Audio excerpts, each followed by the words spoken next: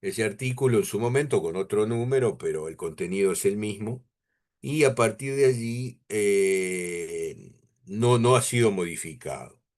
La gran variante, digamos, del 42 es que no hay reforma constitucional, lo hemos dicho alguna vez ya o varias veces, pero lo reiteramos, no hay reforma constitucional sin plebiscito previo. En 1934, que fue el texto anterior, digamos, los procedimientos había cierta similitud, había diferencias también.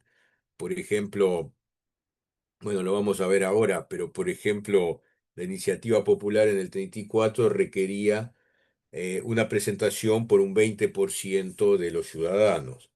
A partir del 42 se bajó al 10%, por ejemplo, ¿no? Y una de las cosas que había en 1934 era que las llamadas leyes constitucionales, es un procedimiento de reforma de la Constitución, entraban a regir de inmediato, pero con las elecciones siguientes se hacía el plebiscito y se estaba lo que resultara del plebiscito. De manera que podíamos concebir una reforma constitucional que estaba operativa y que después, como el plebiscito le salía en contra, quedaba sin efecto. Tema complejo, ¿no? Porque habilitar a que funcione y después decir que ya no funciona, es un problema. Pero bueno, a partir de 1942 esto se modificó, decíamos. Tenemos cuatro procedimientos, uno derivado en el primer caso.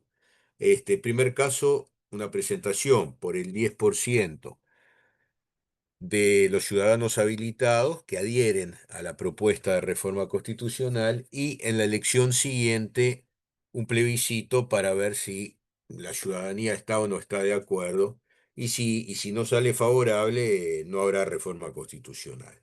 Se ha dado en denominar iniciativa popular, ¿no?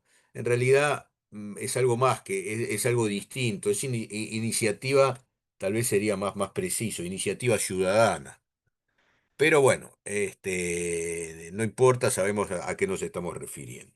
Segundo caso, también hay una especie de juntada de firmas entre un elenco mucho más reducido, o sea, dos quintos de integrantes de la Asamblea General, o sea, dos quintos de los legisladores, pueden presentar una propuesta de reforma constitucional que se plebiscitará con las elecciones siguientes. En ambos casos, una acotación. Se plebiscita sí con las elecciones siguientes, pero siempre y cuando la propuesta sea anterior, sea en un plazo mayor de los 6 meses. Si estamos en un plazo menor, pasa el plebiscito a las elecciones siguientes y esto ya lo dijimos, pero valga como repaso. Las elecciones siguientes antes de la reforma del 97 era 5 años después, ¿no? Eran 5 años después. A partir de esa fecha, como se estableció toda una especie de ciclo electoral, entonces la elección siguiente puede ser la segunda vuelta para elegir presidente y vicepresidente de la República. La elección siguiente puede ser la elección para autoridades departamentales que se hacen al año siguiente de la elección nacional, ¿no? Bien. Eh, Tercer procedimiento, el de la Convención Nacional Constituyente. Ahí hay una especie de órgano.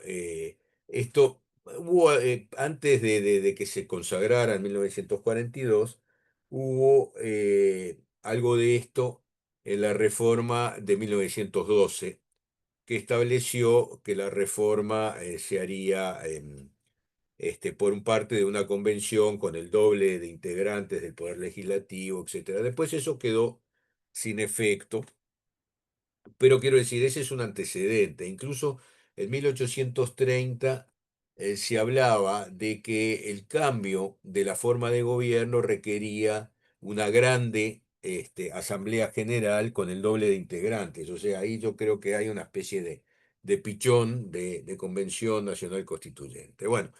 Lo cierto es que el tercer procedimiento, bueno, en el primero dijimos hay un derivado, o sea, la Asamblea General puede plantear una modificación, un cambio, un proyecto distinto y después los dos van al plebiscito. Eso en el 331 literal A. El segundo es la iniciativa legislativa, que es lo que estábamos comentando, el de 2/5 de integrantes de la Asamblea General, o sea, el 40% de los integrantes de la Asamblea General presentan un proyecto y eso es plebiscitado en ocasión de las próximas elecciones con la misma salvedad que hicimos para el caso anterior. Tercer procedimiento, habíamos quedado por acá, la Convención Nacional Constituyente, que implica una aprobación por la Asamblea General, después implica una convocatoria a elecciones para integrar la convención, después de que dentro de la convención puede emerger, puede surgir otro tipo de proyecto. Los integrantes de la convención pueden juntar dos proyectos para hacer de dos uno, por ejemplo, o de varios uno. También un número de integrantes de la convención puede desglosar, puede decir, bueno, en vez de un proyecto va a haber dos, porque esto es un tema complejo, difícil, opinable, etcétera. Pero eso está previsto y no se ha aplicado desde 1942 a la fecha. Y después finalmente tenemos las leyes constitucionales que nacen en 1934, en la reforma del 34, que en ese momento entraban a regir automáticamente cuando eran aprobadas. Es un procedimiento de reforma, ¿no? No es otra cosa, no es una ley en realidad, pero se llaman leyes constitucionales. Entonces, eran eficaces, se aplicaban a partir del momento de su aprobación y luego, cuando las próximas elecciones, ahí venía el tema de si la ciudadanía ratificaba o no ratificaba eso que ya estaba vigente. Y bueno, a partir de 1942, con la norma que hoy está vigente, las leyes constitucionales no entran en vigencia, sino después de que el plebiscito aprobara la propuesta, ¿no? El contenido del proyecto de reforma. Dos cosas también que vale la pena notar, tanto en el mecanismo de Convención Nacional Constituyente como en el de las leyes constitucionales, no hay, puede ser el plebiscito en ocasión de las próximas elecciones, todo eso podría coincidir, pero no hay, digamos, obligatoriedad a que sea de esa manera. O sea, tanto la convención como el texto de la llamada proyecto de ley constitucional pueden fijar una fecha que puede ser incluso diferente a la fecha de las próximas elecciones. En pocas palabras, ¿puede coincidir? Sí puede coincidir. Puede ser una fecha distinta, un poco para asegurar que cuando elijamos nuevos gobernantes en ocasión de las nuevas elecciones, ya el cambio esté proclamado, consagrado. Entonces, las próximas elecciones se van a hacer de acuerdo con el modelo que se había aprobado en la reforma constitucional. Bien, finalmente, está el literal E del 331 que no implica un nuevo procedimiento, pero que sí, creo que habíamos quedado por acá, tiene dos previsiones. Primero, que la opción por aprobar el plebiscito, si coincide, si es en la misma fecha el plebiscito que la elección, se hace en una hoja separada. O sea, con esto se trata de evitar que la preferencia que uno pueda tener por el proyecto eh, contagie, diríamos, contagie a la elección de los gobernantes que se hacen en el mismo momento, ¿no? Y la inversa también se da, o sea, habíamos dicho, la preferencia por el proyecto determinaría, si esto no estuviera regulado de esta manera, que si yo quiero votar por el proyecto de reforma, voy con todo el paquete. voy con la lista, voy con... Eso es lo que se ha tratado de evitar. Y después la contraria, ¿no? O sea, no quiero votar por el proyecto, pero sí quiero votar por la lista del sector tal, del partido cual, por ejemplo. Y ahí, si no fuera separado, también estaría, digamos, vinculando una cosa con la otra, cosa que no es la intención del constituyente. O sea, prácticamente podemos decir, esta solución que se ha consagrado en el literal E del artículo 331 en realidad preserva la libertad del ciudadano. No, no le dice, vos querés votar esto, estás enganchado con esto otro, que te lo paso de contrabando prácticamente, ¿no?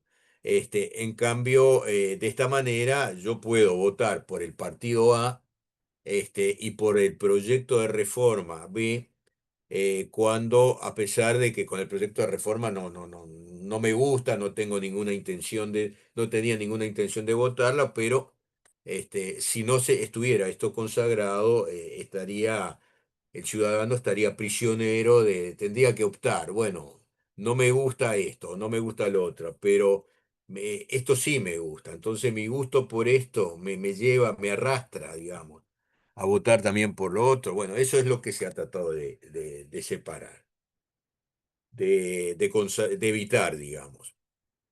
Bueno, la segunda cosa que tiene el 331 literal E es una especie de doble procedimiento, doble elección. Si lo que estamos eligiendo es un mecanismo de reforma que tiene que ver con lo electoral, entonces simultáneamente se vota por los cargos por el sistema vigente y los cargos por el sistema viejo. Esto es una especie de, diríamos, no sé si la palabra es rémora, ¿no? Pero me suena que podría ser, después la voy a buscar a ver si es la acepción correcta, una especie de recoger lo que se había dicho en 1934 respecto de las llamadas leyes constitucionales, que entraban a regir inmediatamente y después, bueno, el plebiscito, en fin, podía cambiar las cosas.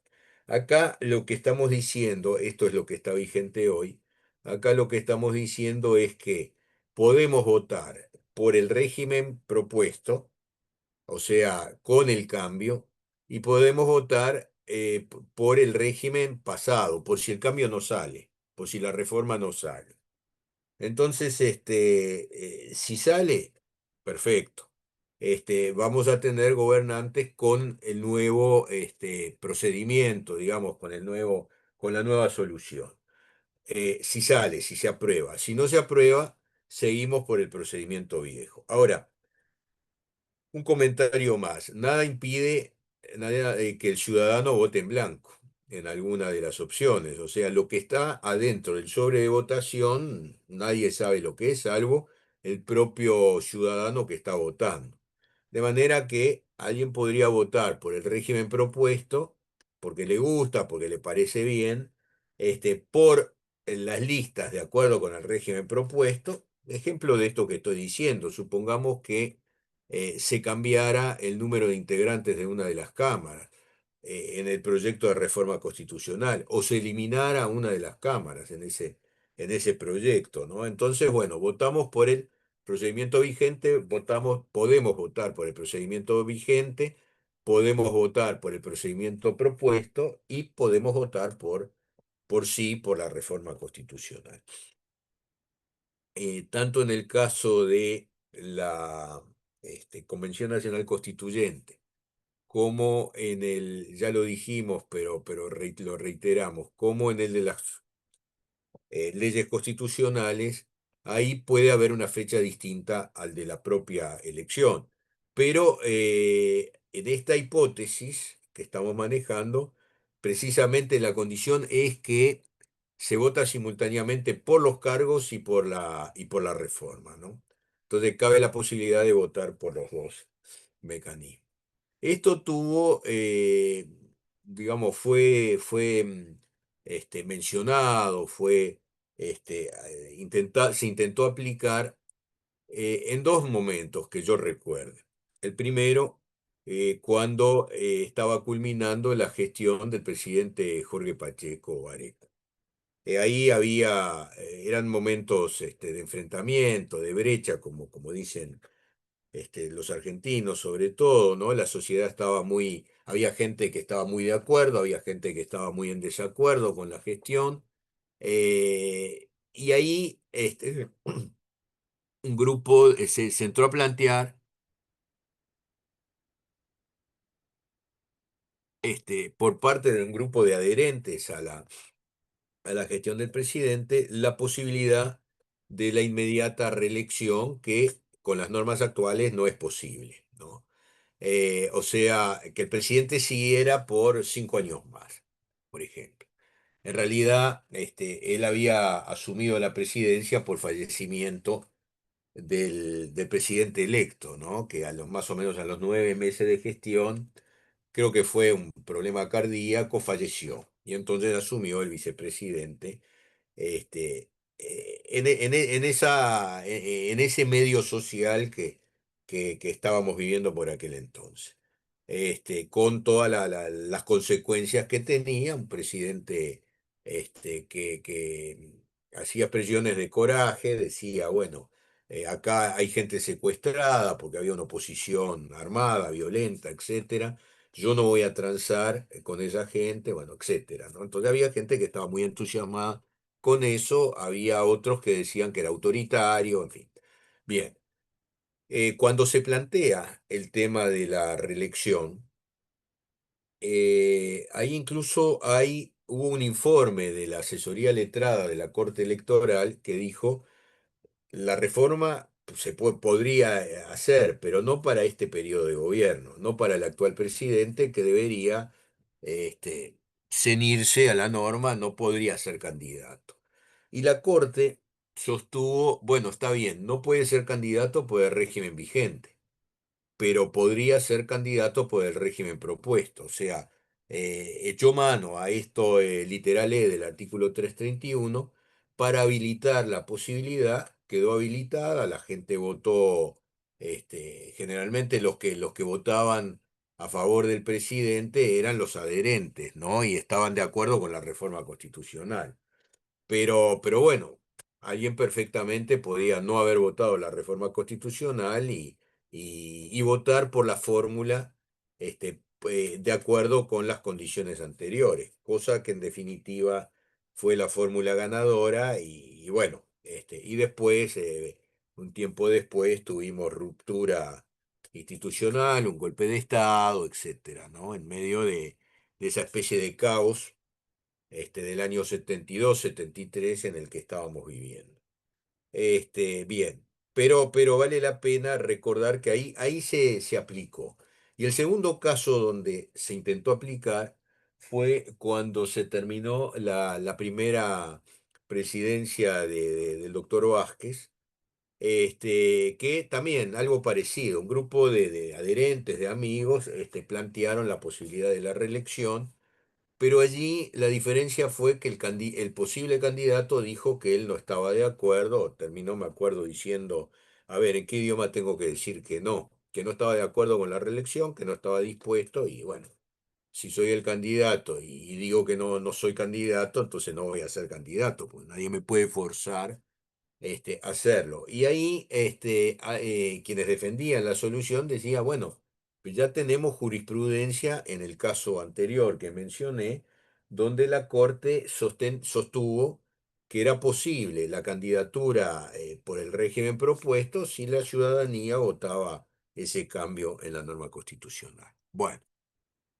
vayamos a esta reseña, breve reseña histórica. Acá tenemos primer episodio, 1830, el proyecto de 1830. Para cambiar, había una primera moción que consideraran una primera legislatura, o sea, el procedimiento de cambio insumía 3 legislaturas, que es el periodo en que funcionan los legisladores juntos, ¿no? Por aquel entonces cada legislatura tenía una dimensión de 3 años, entonces tenía que haber en primer lugar una moción a nivel parlamentario, este, un apoyo de la necesidad de modificar, no del contenido, sino la intención de modificar por un tercio de miembros de una de las dos cámaras, el apoyo por un tercio de miembros de la otra cámara, o sea, acá es indistinto, por eso primera cámara, segunda cámara, o sea, podemos empezar por senadores, podemos empezar por representantes, y esa sería la primera cámara. Bueno, puede no haber ese apoyo. En realidad era relativamente fácil conseguirlo porque un tercio de miembros, pero bueno, eh, podía no existir ese apoyo y entonces había que esperar al siguiente periodo de la legislatura, que es lo que va de un receso al otro, ¿no? La Asamblea General, o sea, eh, un órgano que integra el Poder Legislativo y que se integra por los miembros de las dos cámaras, declaraba de interés nacional apoyar por 2/3 de sus integrantes. La falta de apoyo suponía desplazar la decisión hasta la siguiente legislatura. Y bueno, y la siguiente legislatura propone ahí sí contenidos, propone las enmiendas. Eh, la primera Cámara a esas propuestas ya concretas, ya con una redacción, debía contar con el apoyo de un tercio de los integrantes, la segunda Cámara lo mismo, y ahí se pasaba a la tercera legislatura, donde se aprobaba por el procedimiento de elaboración de las leyes.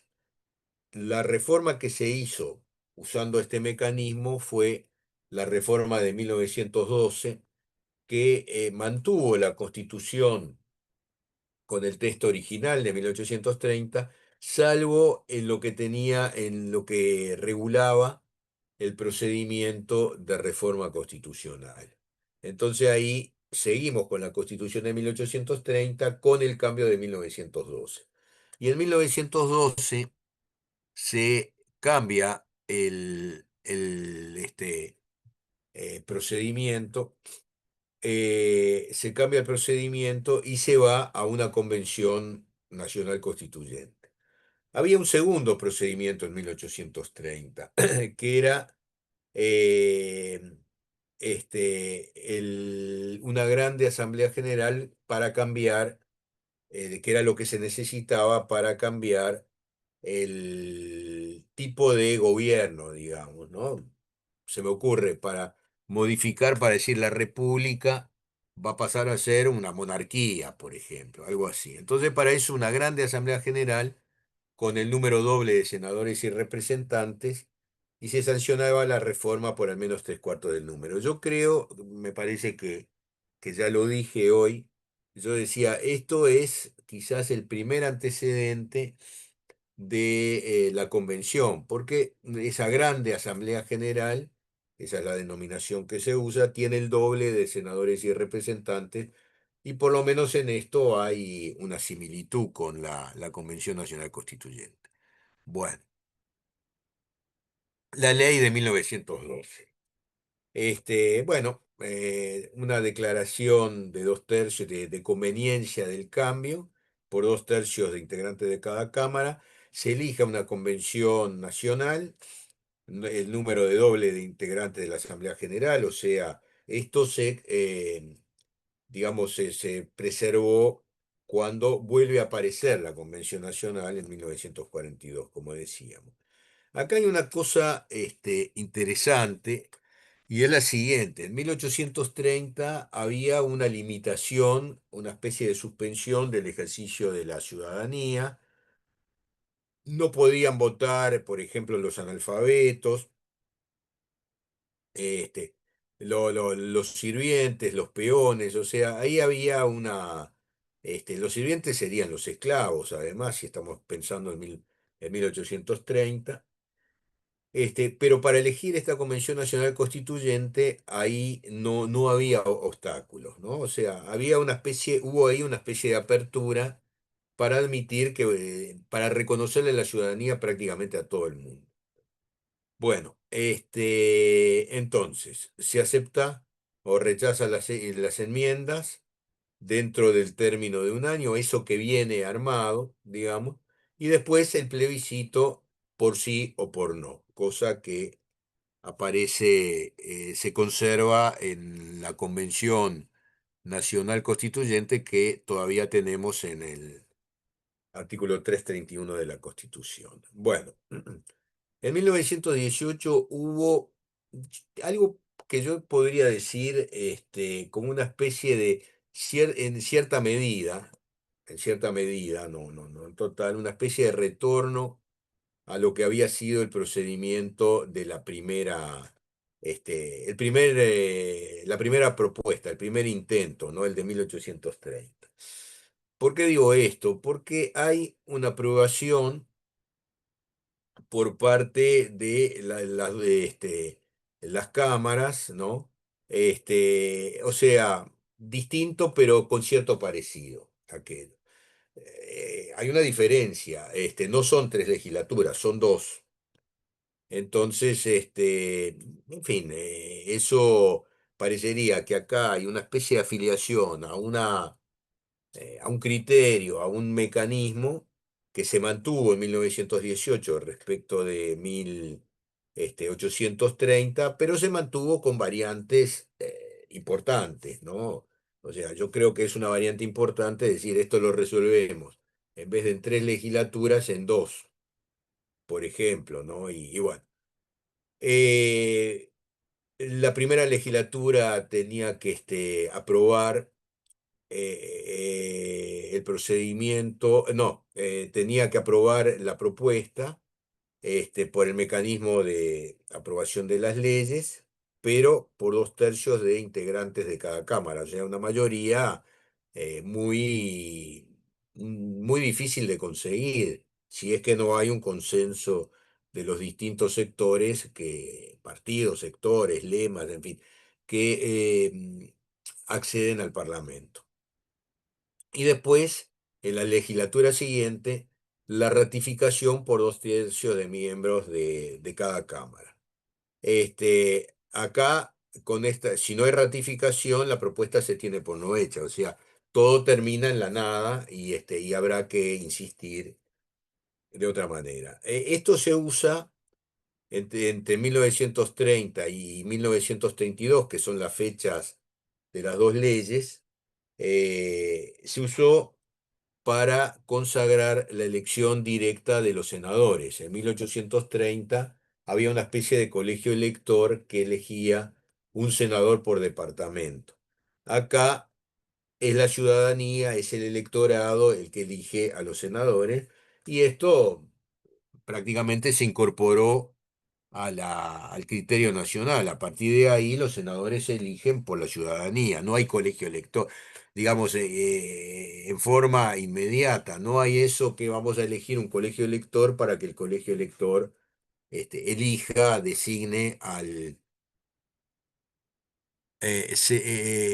designe al candidato a senador, digamos. O sea, hubo toda una evolución en este sentido y esto se hace por el mecanismo de reforma de 1918.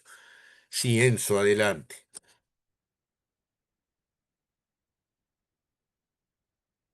Hola, buenas. ¿Qué tal? No sé si lo vas a tocar, pero hubo un caso en 1971, el de Jorge Pacheco Areco, de Sí. que cuando se hizo la propuesta de las reelecciones, que él se postuló y como había ganado, por así decirlo, pero como no se aprobó el proyecto de la reelección, no ganó y quedaron inválidos todos los votos. No, a ver, hablamos de esto hace un ratito, pero en realidad lo que la Constitución plantea en el literal E del 331, que fue en lo que se inspiró la Corte Electoral para habilitar el plebiscito, lo que la Constitución dice es que si tengo simultáneamente la reforma y la elección, y la reforma tiene que ver con la solución electoral, entonces yo tengo derecho a votar en la elección por el régimen propuesto, o sea, con la reforma, y la elección sin la reforma, o sea, por el régimen anterior, por el régimen vigente en el momento de la elección.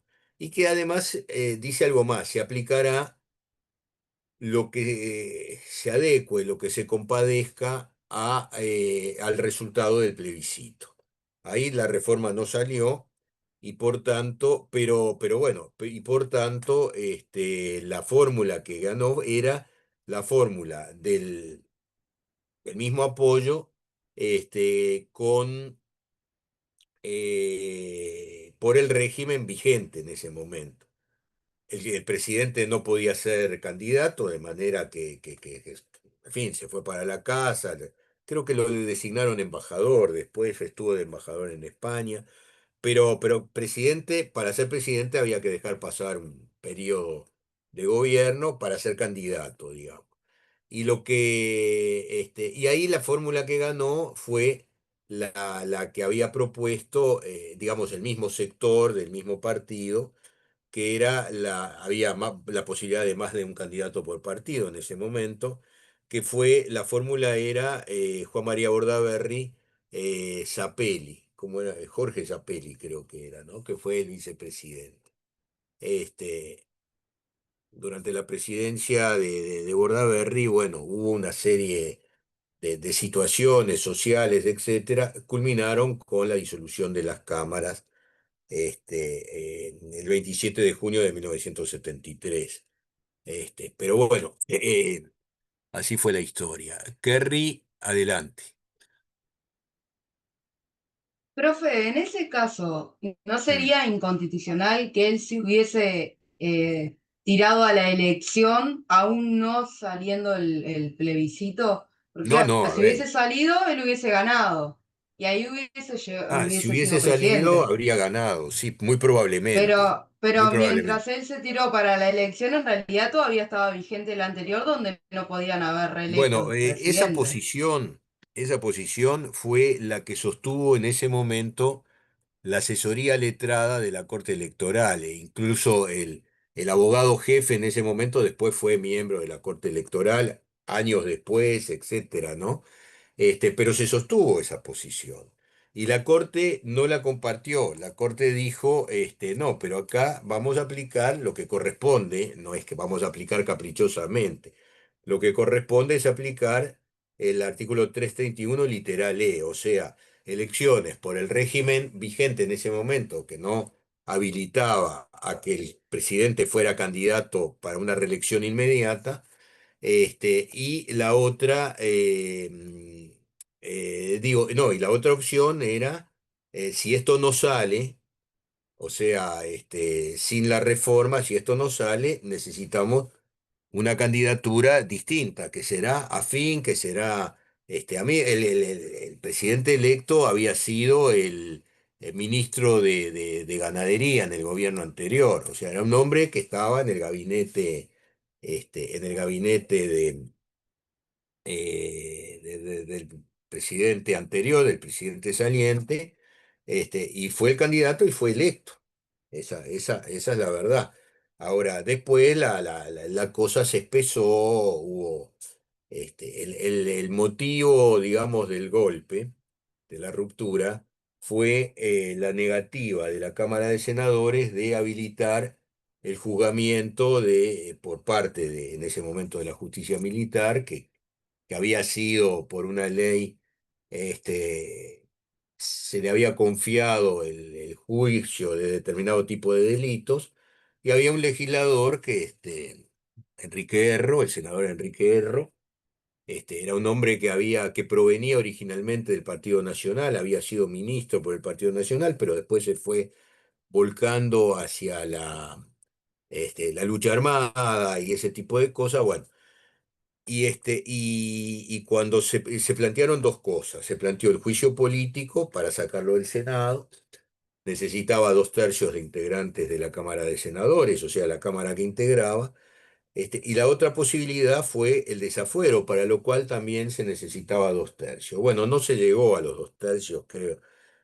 Si no, si la memoria no me es infiel, creo que faltó un voto para los 2/3, pero lo cierto es que el Senado no lo sacó, no lo echó, y ahí vino la reacción por parte del Poder Ejecutivo con el apoyo de los mandos militares, etcétera, ¿no? O sea, este, a mí me tocó vivir aquellos tiempos y créanme que no fueron años felices, ¿no? Pero bueno, después seguimos caminando y en 1985 volvimos a la normalidad y estamos en el 2026, o sea, han pasado 41 años de vida democrática normal, digamos, por llamarlo de alguna manera.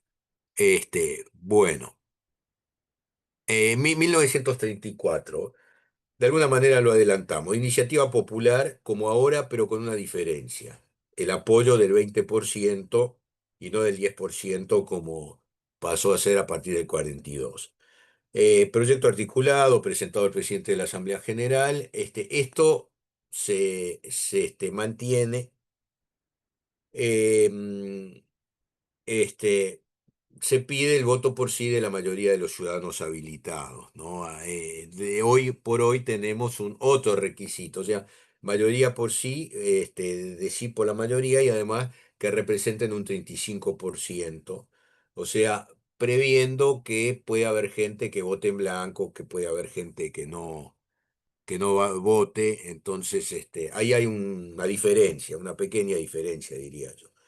Después, iniciativa legislativa, prácticamente igual, salvo esta referencia al 35%, 2/5 de los legisladores.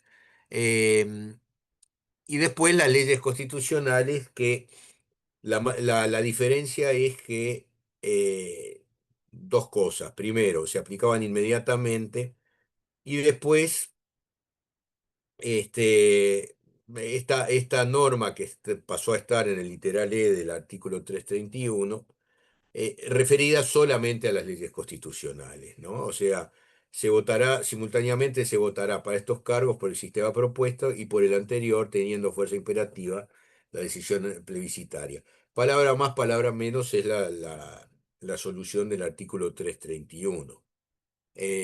Bien, acá la única duda que uno puede tener allí es qué pasa si alguien vota por una pero no vota por la otra. O sea, voto por el régimen vigente, pero no voto por el régimen propuesto.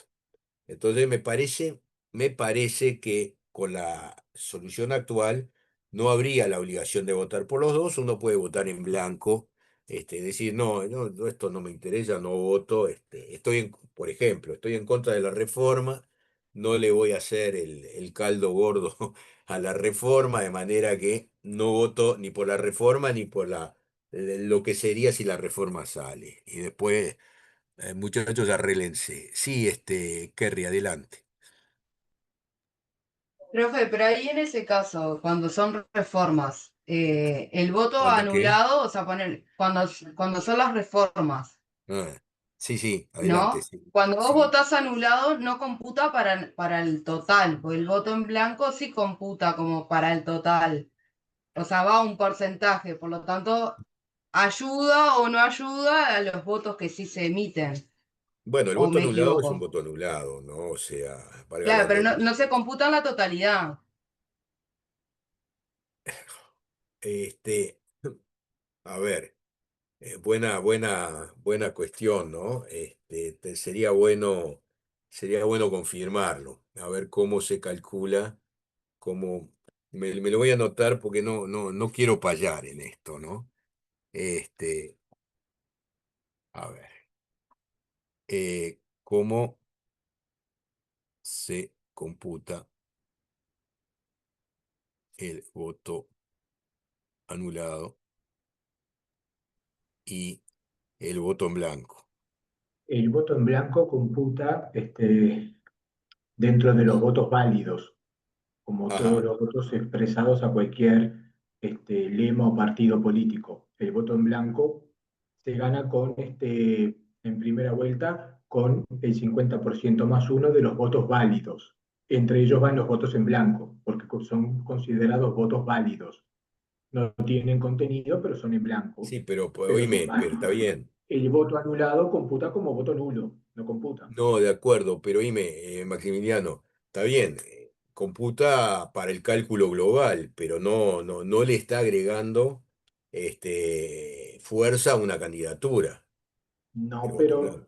para ganar se precisa este 50% más uno en primera vuelta de los votos válidos. Por Claro. tanto, el voto en blanco es considerado un voto válido. Sí, sí, está bien, pero digo, juega en No le agrega contra. fuerza a nadie, pero la No, diferencia es que el no, voto sí, en claro. blanco es válido y el voto anulado es nulo. No computa el voto anulado. Ujú, claro. No Bueno, computan el total de la masa de votos válidos. está bien. Bueno, ahí Es un tenemos una voto, respuesta entonces. es un voto que, bueno, que no tiene validez. O sea, en realidad Ujú. se anuló y quedó nulo.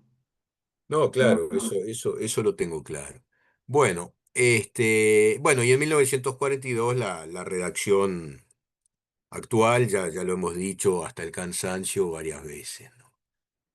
Bien, vayamos a otro temita.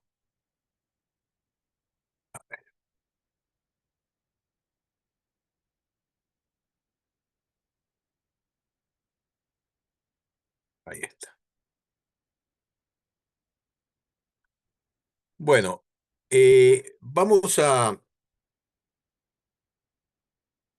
vamos a hablar de...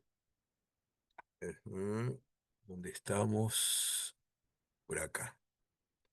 Vamos a hablar de otro punto, ya acercándonos a la terminación de esta primera parte del programa. A ver, acá selecciono esto. Ahí. Eh, Vamos a pasar a hablar de este, asunto, de una cuestión que podríamos denominar defensa de la Constitución. ¿Qué significa esto de defensa? En primera cosa, no estamos defendiendo un libro, estamos defendiendo un sistema, ¿no? Un sistema de pautas, de normas, del reconocimiento de los derechos fundamentales, la separación de poderes, la existencia de controles, ¿no? Pesos y contrapesos, como dicen los angloparlantes, lo dicen en inglés, pero el concepto está ahí. En fin, una serie de pautas, el sistema constitucional. Sistema constitucional que puede quebrarse en algún momento, como vamos a ver cuando pasemos, probablemente, no la semana que viene, que la tenemos de asueto, pero en la próxima clase. Vamos a hablar de eso, de la posibilidad de ruptura y qué pasa cuando una de esas cosas sucede, ¿no? A ver, ahí está, ahí encontramos. Em, entonces, tenemos un texto, una especie de código que es la Constitución, y por otro lado un sistema que es lo que esa Constitución proclama, consagra, etcétera, ¿no? Eh, Acá hay algunos conceptos que incluso ya hemos adelantado antes, pero que tienen que ver con esto que estamos diciendo, y es, por ejemplo, el tema de la rigidez, posible rigidez de las normas constitucionales. ¿Se acuerdan lo que era? Hablamos de esto cuando hablamos de clasificación. O sea, hay rigidez cuando hay un procedimiento agravado, cuando hay un procedimiento más difícil que parte justamente, como es más difícil, como es agravado, nos permite ubicar la Constitución en un nivel superior al de la ley ordinaria y de ahí para abajo, ¿no? Entonces, el tema de la rigidez, si lo adoptamos como un insumo válido, significa estabilidad constitucional, o sea, significa que no vamos a andar cambiando las normas todos los días o todas las semanas, porque hay que, por ejemplo, ir a un plebiscito, hay que organizar el plebiscito, por ejemplo, porque Si en vez de lo del plebiscito decimos, bueno, no, plebiscito veremos, pero no ahora, pero tenemos que tener una mayoría especial de gente, de legisladores, digamos, que estén de acuerdo con el cambio, ¿no? Entonces, bueno, tenemos ese tipo de cosas. Y si además la Constitución es, como sucede en nuestro caso, arranca con una declaración de derechos, le estamos colocando esos derechos en el primer nivel, digamos, ¿no? O sea, es como una especie de garantía de la vigencia de los derechos, o sea, esto no se manosea de cualquier manera. Tenés derecho a la libre expresión, pero si abrís la boca te meto preso, ¿no? Entonces ahí hay una grosera contradicción, digamos, ¿no? Bueno, entonces, ahí dijimos defensa de la Constitución, significa defensa del orden constitucional. Y bueno, y ahí citamos en el último punto, el penúltimo, hacemos hincapié en que la protección de los derechos es un poco el gran cometido del Estado. Entonces, por eso en la Constitución aparecen las declaraciones de derechos. La Declaración de Derechos del Hombre y el Ciudadano en Francia era una especie de intento digamos, capítulo preliminar para los franceses de aquella época y los que estaban en el asunto, ¿no? Una especie de capítulo preliminar para una constitución que pensaban adoptar, por ejemplo. Después, esa declaración se incorporó a algunos de los textos constitucionales posteriores en Francia. Pero bueno, está bien, el Estado está ante todo para proteger a sus habitantes, los derechos de los habitantes, etc. Ahí estamos citando un artículo, eh, un párrafo de un artículo de la Constitución de los Estados Unidos. Dice, según ellos, que tiene 7 artículos. En realidad son 7 capítulos distintos, pero bueno, han sido modificados mediante enmiendas.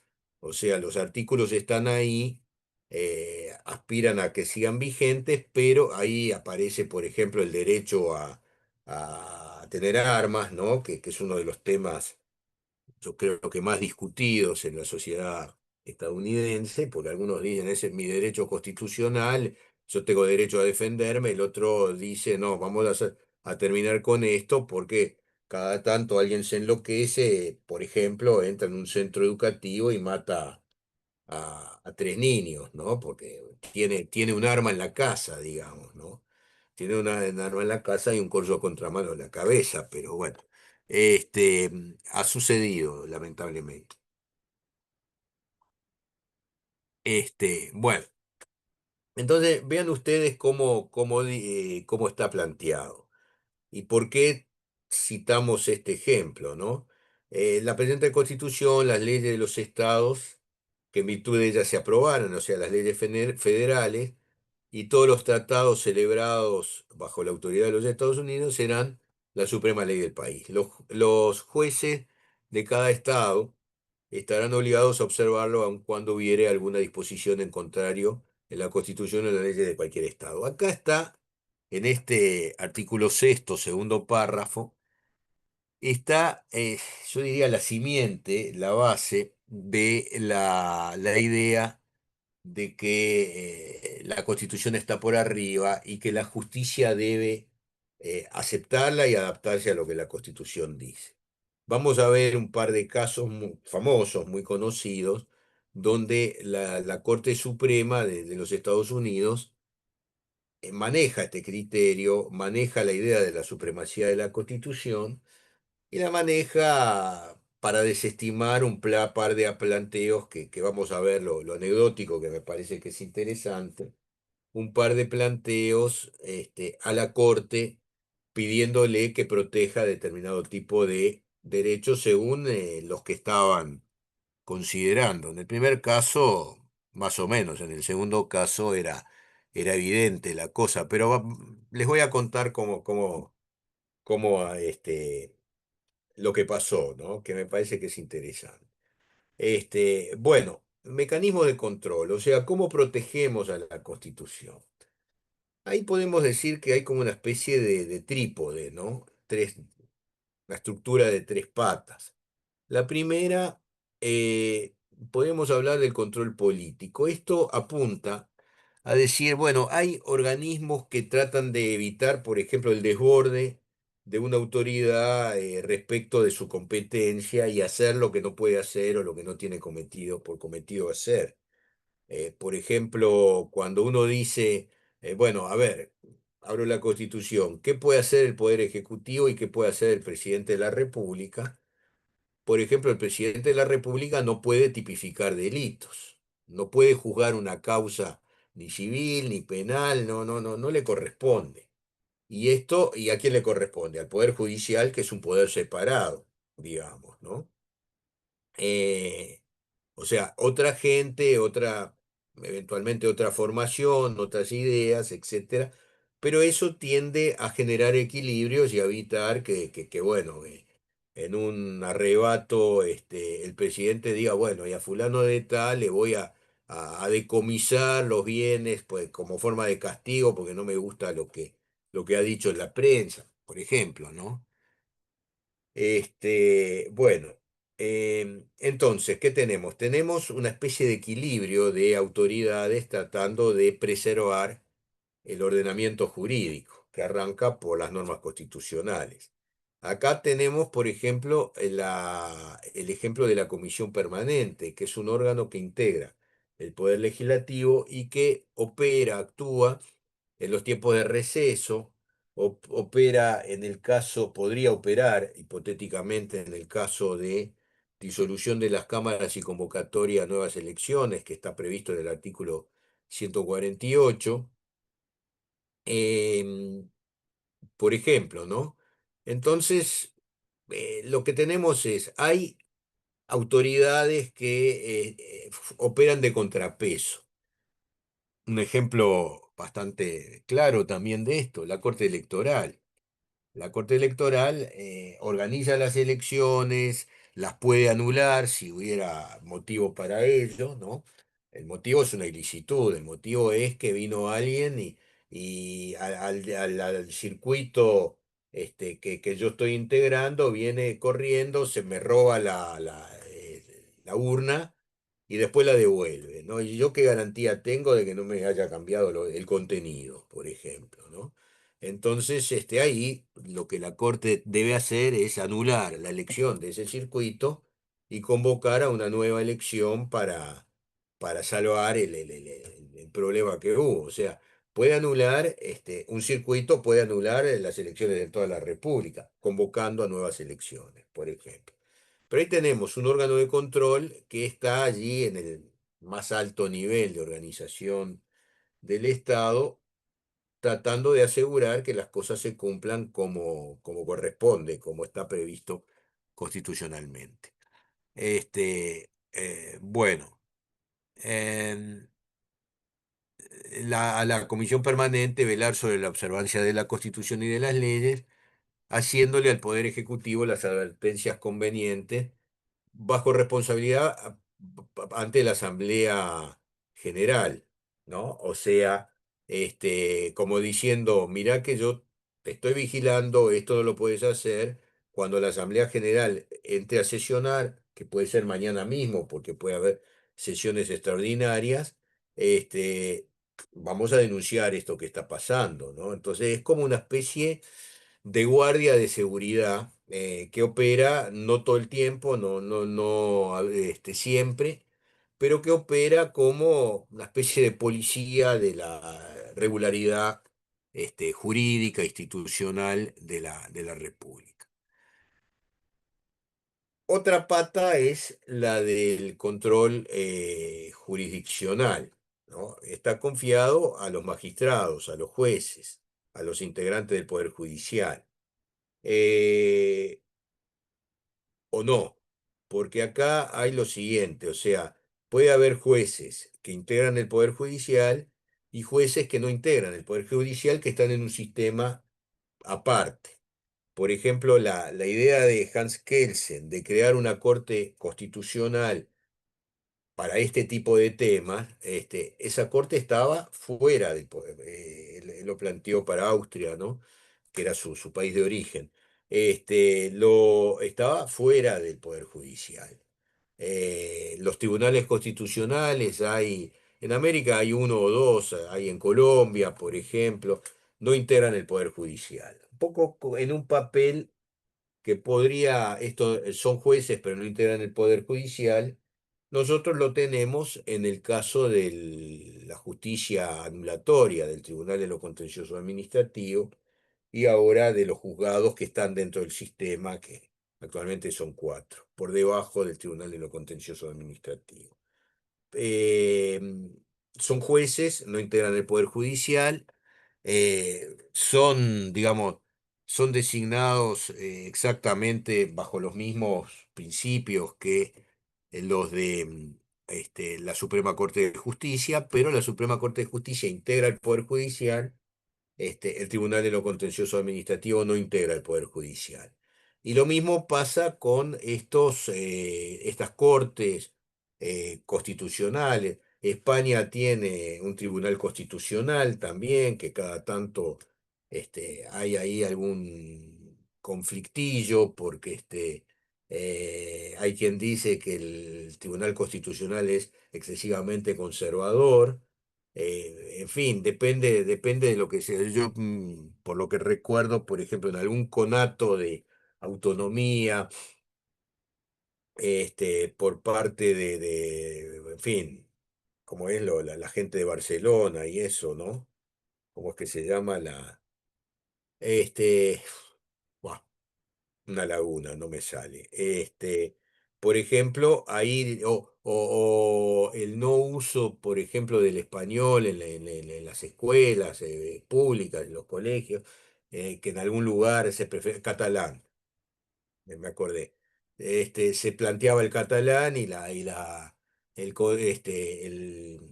como es Tribunal Constitucional decía, no, pero el idioma oficial de España es el español, no el catalán, ¿no? Bueno, en fin, no interesa demasiado, son ejemplos y reflexiones en torno a esto. Entonces, ¿qué tenemos? En el control jurisdiccional, este, tenemos las siguientes posibilidades: que el órgano que controla, el órgano que asegura la regularidad constitucional, esté concentrado, o sea una única autoridad, y ya está. Y después la otra cosa, la otra variante es si está dentro o fuera del Poder Judicial. Me adelanto a decir, en nuestro caso está concentrada la posibilidad de declarar la inconstitucionalidad de las leyes, está concentrada, le corresponde a la Suprema Corte de Justicia, pero además la Suprema Corte de Justicia integra el Poder Judicial. Es, digamos, el tribunal máximo dentro del Poder Judicial, y parte de su competencia, tal vez entre lo más importante que hace, es este control de la constitucionalidad de las leyes y, bueno, de los decretos de las juntas departamentales con fuerza de ley en su jurisdicción. Entonces, ¿qué tenemos? Las variables, adentro o afuera del Poder Judicial, en forma concentrada o en forma difusa. Y esto de la forma difusa es, por ejemplo, sistemas como el estadounidense, donde cualquier juez puede decir: yo no voy a aplicar esta ley porque esta ley es inconstitucional por tal o cual motivo, y fundamentará el por qué, ¿no? Eh, no sé, capaz que ahí Maximiliano me puede dar una mano. ¿Qué están haciendo en Argentina? Porque los argentinos han tomado como modelo la Constitución de Estados Unidos y hay mucha cosa allí similar, ¿no? Pero en este Eh, punto no Tienen me... un sistema parecido al de Estados Unidos, difuso, donde el que puede declarar la inconstitucionalidad es un juez federal. O sea, no puede ser un juez que se encargue de delitos comunes, que son los jueces provinciales. Tiene que ser un juez de la justicia federal que toma temas que no son del fuero ordinario, sino, por ejemplo, traición a la patria, inconstitucionalidad de la ley, violación de la Constitución. Bueno, eso es lo que juzgan los jueces federales, que son los delitos federales, son los que pueden declarar la inconstitucionalidad, pero el efecto es particular y para el caso concreto. Ajá. Sí, sí. Bueno. Bueno, y la tercera pata, decíamos, de esta especie de trípode, es la defensa penal. O sea, el intento de, digamos, violar la Constitución, ¿en qué sentido? De tirar abajo el sistema institucional. Está tipificado como delito en el Código Penal, ¿no? No acá. Acá tenemos este artículo 330 que estamos exhibiendo. Este artículo 330 que se parece a la tipificación de un delito, pero le está faltando algo a eso, y eso el constituyente se lo dejó al legislador, que es cuál es la sanción. ¿No? El que atentare o prestare medios para atentar contra la presente Constitución, después de sancionada y publicada, será reputado, juzgado y castigado como reo de lesa nación. A ver, esto es una norma programática. No puede un juez decir, ah, bueno, el 330, entonces yo te voy a inventar la pena porque la Constitución dice que sos un delincuente, ¿no? Está bien, dice, pero lo que la Constitución dice es cuando dice reputado, juzgado y castigado, bueno, lo que la Constitución en realidad está diciendo es, señores legisladores, no se olviden de que ustedes tienen que definir esto como un delito, digamos, ¿no? Bien. Eh, bueno, acá tenemos estos dos casos antecedentes que yo les dije, les voy a contar la anécdota, ¿no? Eh, Estos son dos casos de la Suprema Corte de los Estados Unidos.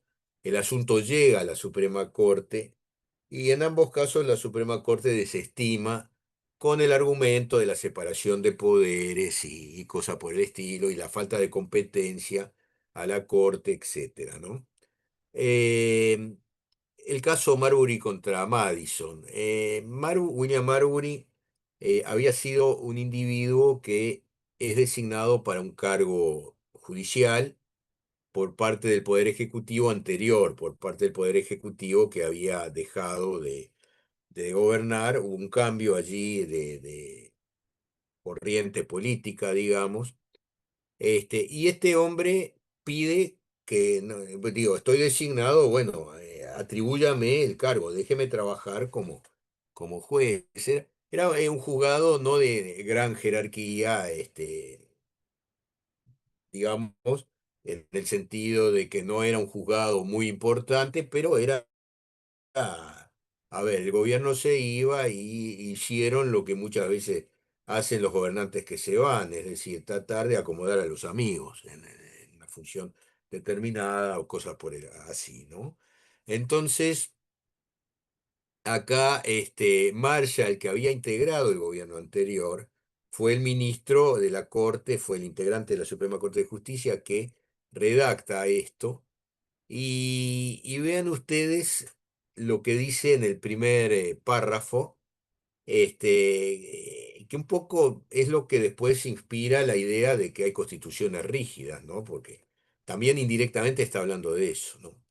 Em, hay solo dos alternativas, dice la sentencia,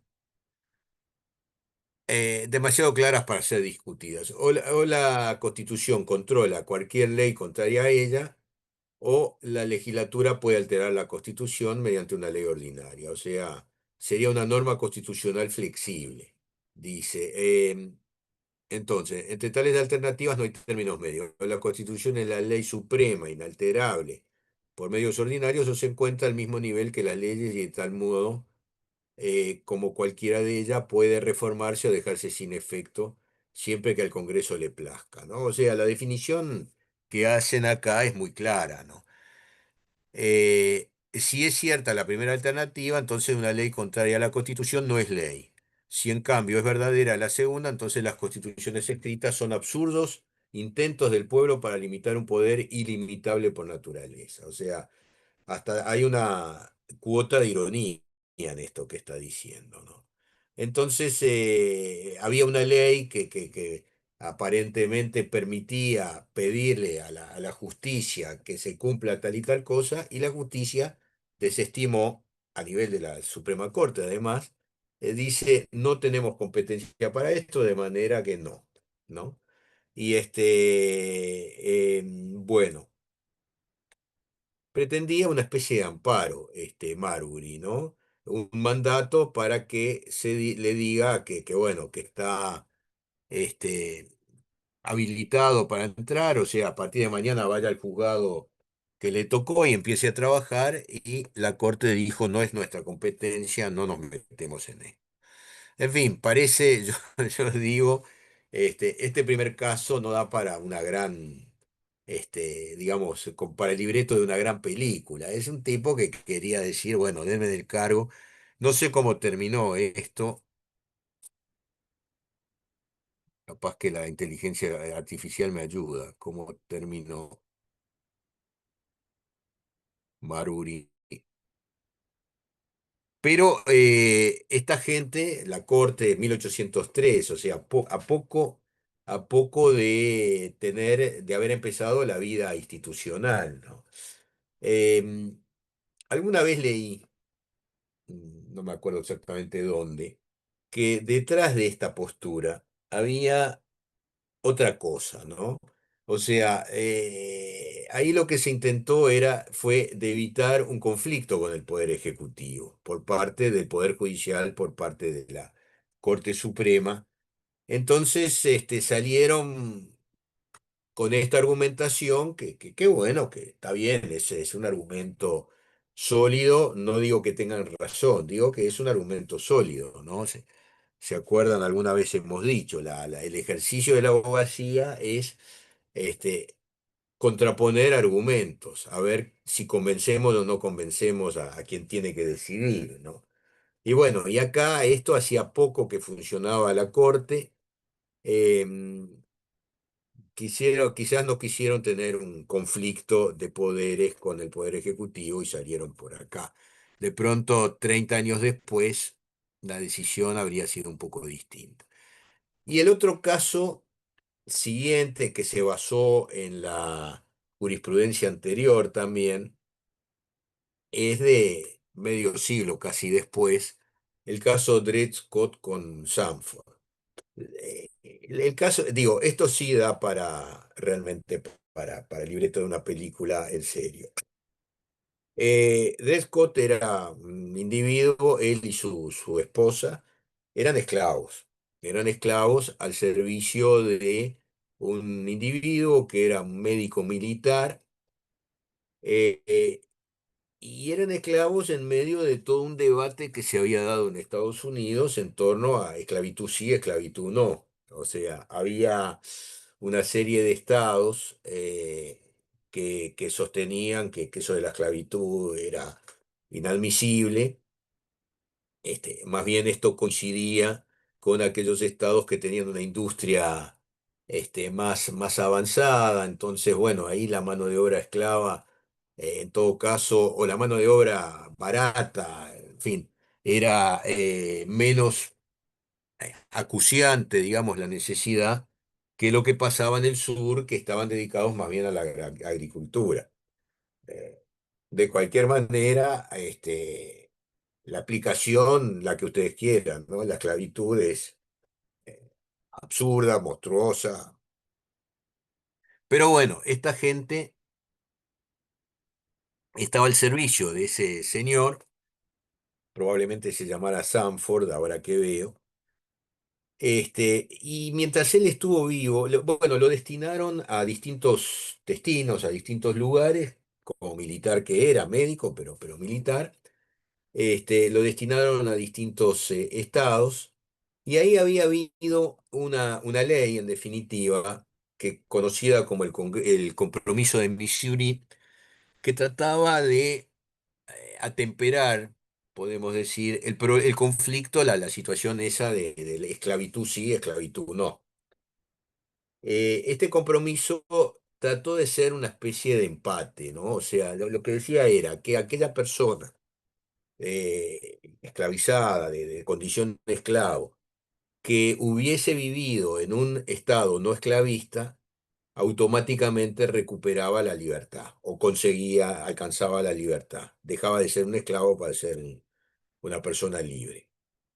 Este, entonces, cuando fallece el amo, a mí se me ocurre que quizás el trato a la servidumbre, en fin, no fuera, por algo no esgrimieron esto antes, ¿no? O sea, lo esgrimen cuando la persona fallece, cuando el médico muere.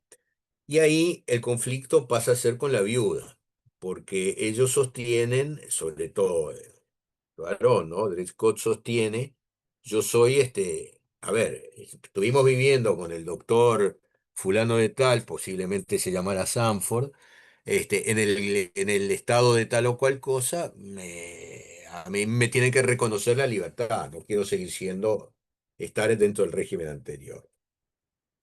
Eh, el tema llega, hay sentencias contradictorias en esto, llega a la Suprema Corte.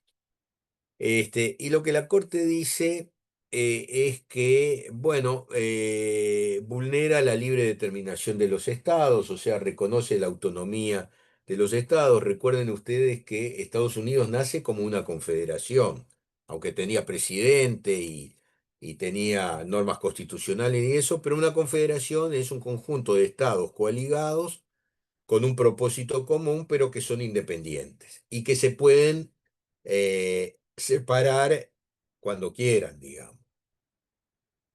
Em, entonces, cuando el tema llega a la Corte dice vulnera la libre determinación de los estados, no me puedo meter.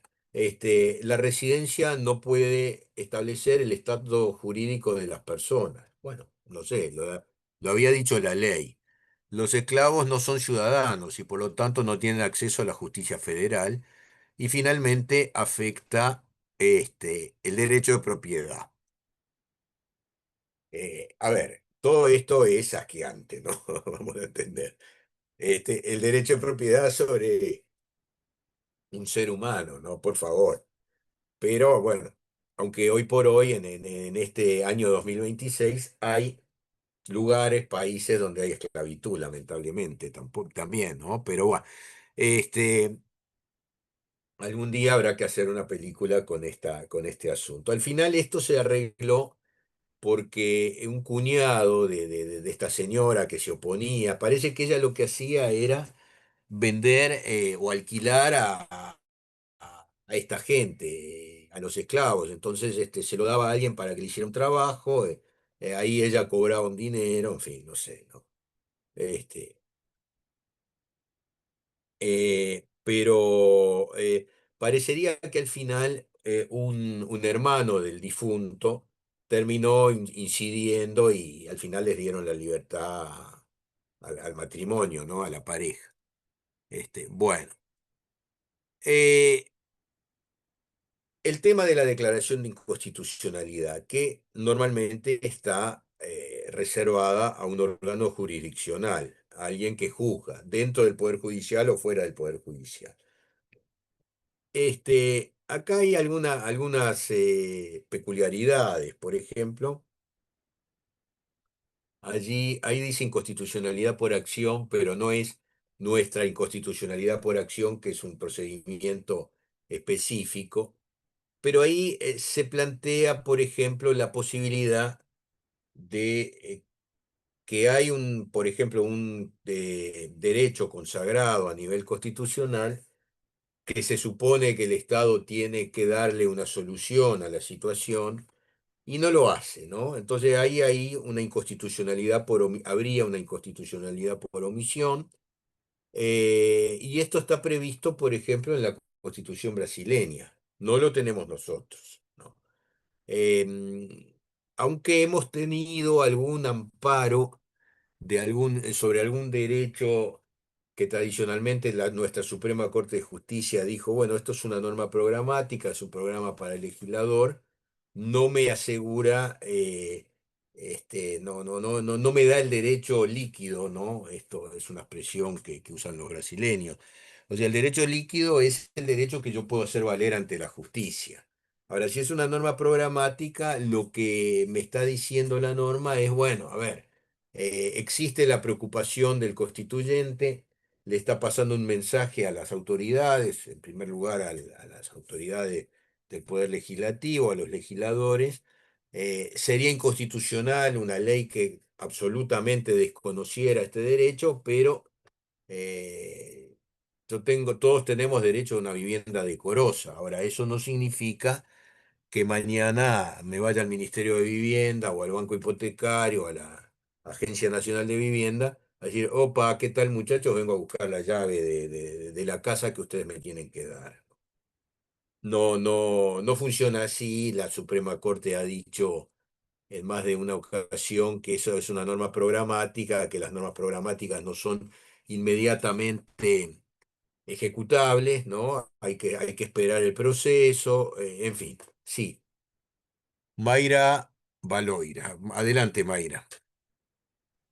Quería saber si podía volver a explicar lo de por acción y por omisión, que no me quedó muy claro. No, esto es una solución que se da en Brasil, por ejemplo, que tienen esto desarrollado. O sea, por acciones, acá hay una ley, la ley es inconstitucional, voy a ir a un mecanismo de control para que no se me aplique. La clásica, la tradicional, la más sencilla. Por omisión, es decir, por ejemplo, supongamos que la Constitución dijera, en un plazo de 2 años tiene que construirse, no sé, un hospital en tal lugar, etcétera, una cosa concreta, y no se hace, entonces ahí habría una omisión y se busca un mecanismo para salvar la omisión. Alguien que diga, bueno, acá hay que hacer esto ya sí o sí y se terminó, ¿no? Este, entonces vean ustedes cómo regulan el tema de los brasileños, ¿no? Admiten la inconstitucionalidad por omisión, y dice, se comunicará al poder competente para la adopción de las providencias necesarias, y si se trata de un órgano administrativo, para que lo haga en 30 días. Ahora, no, nadie construye una casa en 30 días hoy por hoy, pero bueno, está previsto. Digamos que acá se está pensando en una cosa menos, digamos, de menor volumen, ¿no? Que el construir una casa.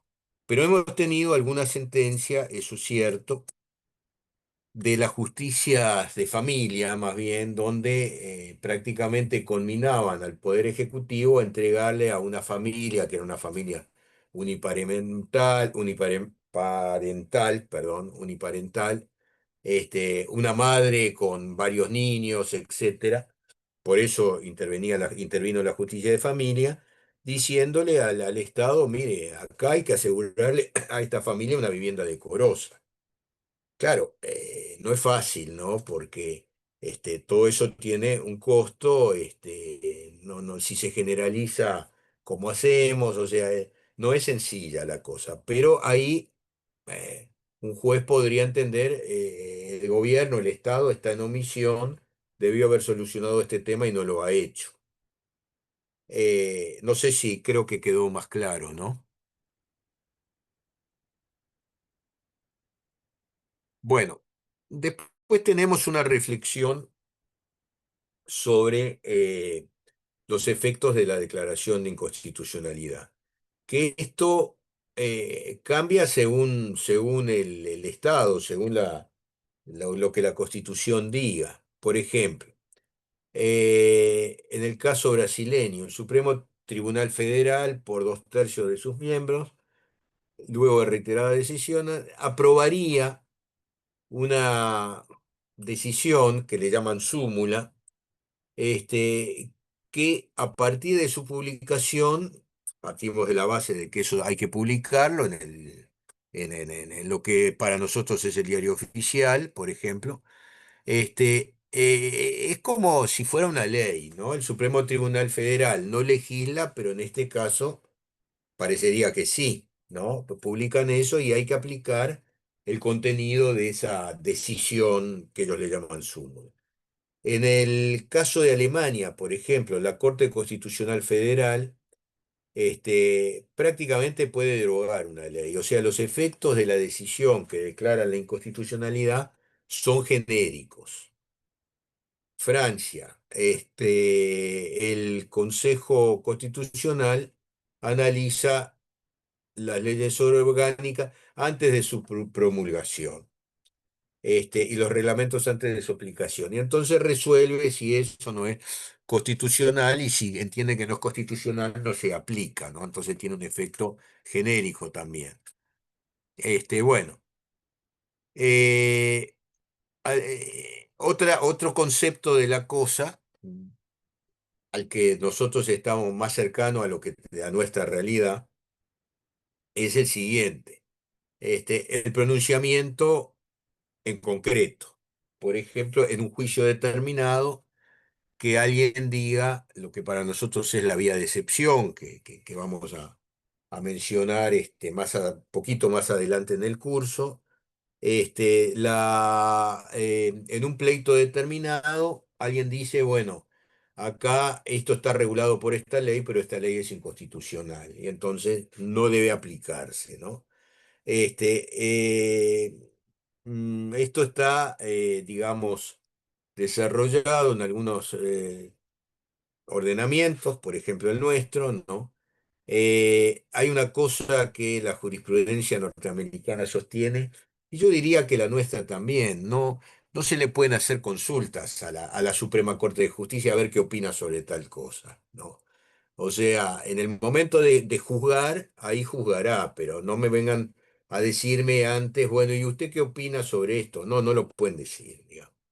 Este, Algún otro concepto más, por ejemplo, el riesgo de imponer lo que se ha dado en llamar el gobierno de los jueces, o sea, la justicia asumiendo un papel que en principio no le corresponde, pero que empiezan a declarar la inconstitucionalidad, etcétera. Y bueno, acá está el ejemplo cuando el presidente Franklin Roosevelt, digo el primer nombre porque hubo dos Roosevelt presidentes, pero este fue el último, eh, pretendió darle un sacudón a la economía, creando fuentes de trabajo, etcétera.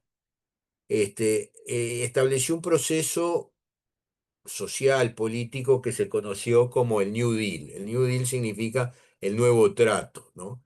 Y ahí aplicó alguna idea del Lord Keynes en Inglaterra, o sea, el Estado tiene que generar fuentes de trabajo, emplear a la gente, hacer obra pública, por ejemplo. Estados Unidos estaba atravesando un momento crítico, había una recesión brutal, la gente no conseguía trabajo, muchos de ellos, y ahí el Estado dijo, bueno, vamos a hacer algo. Entonces eso fue el New Deal. Ahora, ¿qué pasa? Que a nivel de la Corte Suprema le empezaron a declarar la inconstitucionalidad de algunas de las leyes contenidas en el New Deal. Y entonces esto le complicó la vida al presidente, a la política del presidente. Después el presidente, que tenía competencia para eso, empezó a designar algún miembro más de la Corte, más o menos afín, y bueno, y eso se ha hecho hace no tanto tiempo con otra orientación, pero también se ha hecho incorporar nuevos integrantes. Nosotros no podríamos hacerlo, porque tenemos los 5 integrantes de la Suprema Corte, ¿no? No es que ahora que me viene bien, nombro a un amigo para que diga lo que yo creo que hay que decir en torno a este asunto, y no sé qué, bueno, no, eso no lo tenemos. Bueno, y finalmente una cosa que cada tanto se denuncia, la judicialización de la política o la politización de la actividad jurisdiccional. O sea, cuando ahí hay tal tema, se mete la autoridad que declara la inconstitucionalidad y tuerce, no, tal vez no sea la palabra, pero cambia la orientación, seamos más finos, cambia la orientación de la política del gobierno en una materia determinada, diciendo, por ejemplo, esta ley es constitucional, hay que aplicarla, ¿no? O diciendo, esta ley es inconstitucional, no se aplica, y bueno, y suerte en pila para el gobierno, digamos, ¿no? Bueno, a ver, vemos esta placa y lo otro, que es el sistema nacional, lo vemos después del feriado. El tema del control difuso, ya lo dijimos, cada juez puede decir yo no voy a aplicar esta norma porque es inconstitucional, más allá de que tienen en su sistema otra característica, y es que el precedente obliga, ¿no? Entonces, control difuso sí, pero resulta que hay una sentencia de la Corte Suprema de tal fecha que dice tal cosa y yo me tengo que ceñir a eso. Estoy hablando como si fuera el juez, ¿no? Este, el tema de eso del control difuso, más bien plantea de que hay un procedimiento judicial y está ese juez que tiene ese procedimiento concreto, es el que dice, no voy a aplicar esto porque como dijo la Corte en tal ocasión, entiendo que es inconstitucional. Ahora, no es un juicio independiente. Tenemos, claro, el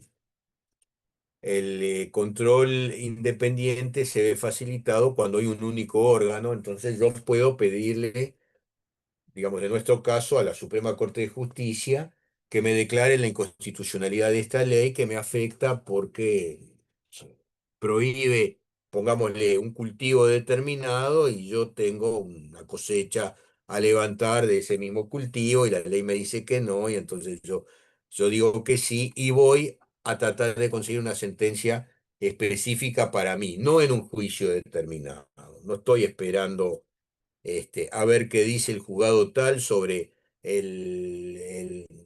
digamos, el planteo que yo hago de que no me cobren tal impuesto porque la mayoría por la que fue votada no es la mayoría constitucional que establece que los impuestos se pueden disponer, pero hay que aprobarlo por la mayoría absoluta de integrantes de cada una de las cámaras. Eso, yo en ese juicio puedo plantear a vía de excepción, o sea, o de defensa, que lo mismo, puedo plantear la inconstitucionalidad de la ley y decir no me la pueden aplicar. Ahora, cuando hay una única autoridad, podemos hacer lo mismo o no, pero si tenemos un juicio instaurado, entonces probablemente no llegue.